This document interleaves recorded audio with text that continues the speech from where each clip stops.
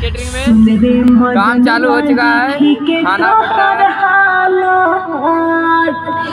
आदे भेजो छाया जरा रो रो से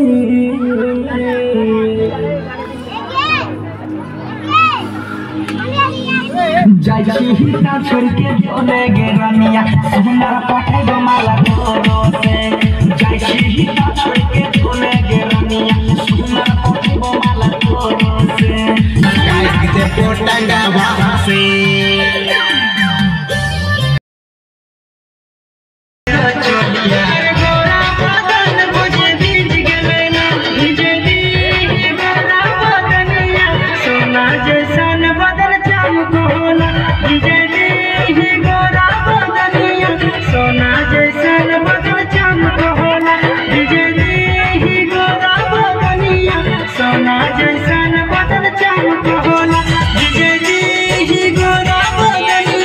सोना जैसन बदन चमक होला।